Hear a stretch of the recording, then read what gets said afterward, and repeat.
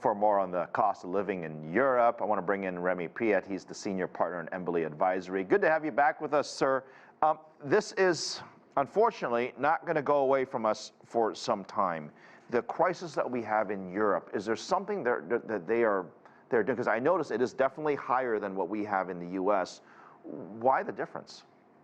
Well, you do have some different situations in Europe. When you're looking at the average of the Eurozone, you're at 8.5% more or less. But indeed, you have some countries, especially the Baltic states, that are close to 20% inflation because of a specific situation in terms of energy imports, but also the capacity to access to food products and food imports at low cost for the tiny market. But when you're looking at other countries in Europe, actually France is able to arrive to a 6.5% of inflation, which is lower than most states in the US. So there's interesting analysis to be made here on the reasons for this, mainly their kind of impact from the energy crisis right now, but also the capacity to find some to take some measures, especially like limiting the increase of some of the key products for consumption, especially for the most at-risk populations. Remi, fair enough.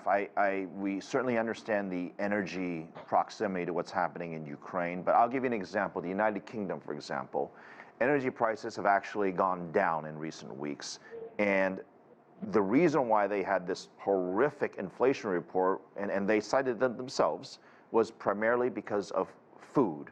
Now, I don't think that the U.S. eats different foods necessarily than any other country in the world. We all import similar foods of grains and of sorts. Why is it impacting a place like the UK so much worse? Is it distribution? Is it can't be scarcity, can it?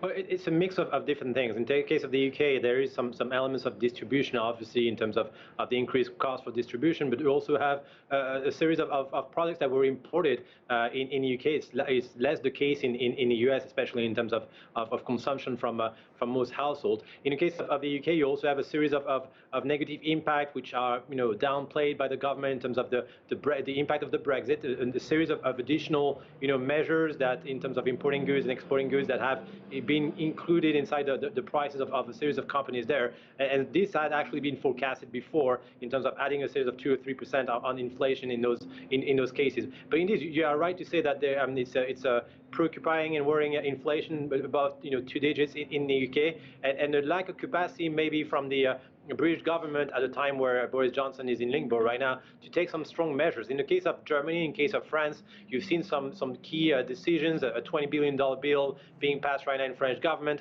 In the case of Germany, a series of key measures on the most impacting population, especially when you have young children or you have low pensions, and those are policies that are being taken right now in Berlin, in Paris, which are not being taken in London. The strain will be strong. I was curious. I did some research on kind of where all the grain and all the food, the sunflower oil and things that Ukraine exports, and where it went in the world, right?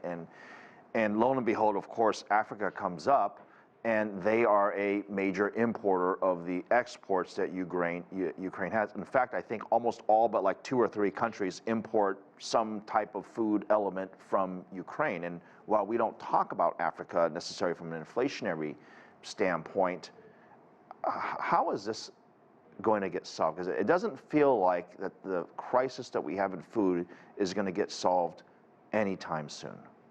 You're making a very good point here on trying to focus more on the global level at countries in Africa that were so dependent on imports from food stock from Ukraine. There's more than a dozen countries that had Ukraine as one of the top 2 importers exporters of food, and this is very strongly felt in different African countries, especially in East Africa, in populations that are much more vulnerable to increase in prices.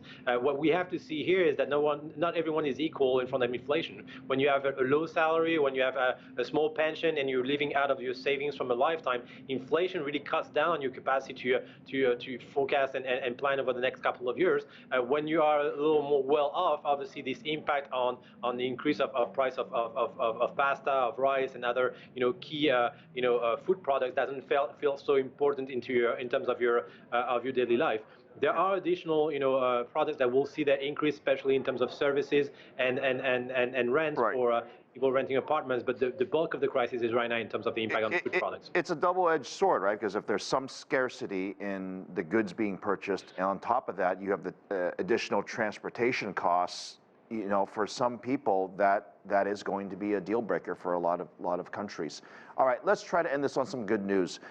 Give me the best case scenario. The UN, I know, has brokered a deal. We're getting some grain. We talked about the big convoy that's coming out of Ukraine. So there are bits and pieces of good news. Give me the best case scenario that you see that we could see by, say, November or December. Best case scenario is obviously dependent on the situation between Russia and Ukraine. I mean, if you're able to export food as you used to in the last 2 years, then you're obviously going to be having a strong impact on food prices worldwide. That's one. There's also capacity from European countries to be able to find alternative source of energy supply. We're seeing decision key sanctions on oil and coal, but the key one is going to be natural gas under discussion now. So if we're able to, the European Union is able to find some alternative sources and more production from a series of alternative producers or source of energy, if winter is not too strong and that actually does not impact too much energy prices, we will be seeing some element of stable inflations still around lower than 2 digits. But I'm afraid that I don't bring too much good news. I mean, this is something which is structural. This is impacted by an event that is not being seen as potentially seeing its end with negotiations as of today. So I don't want to sound too pessimistic, but we have to take the measures today to be able to prevent the impact of this inflation on the most vulnerable population, as France and Germany is doing right now, and some other countries will probably follow suit in the next few weeks, because this will last and this will have a strong impact on those populations. Remi, we always appreciate you helping educate us as to the impacts of all of this, and hopefully people are listening to some of the solutions that you're putting out there. Remi, good to see you. Thank you. It's my pleasure, Phil. Take care.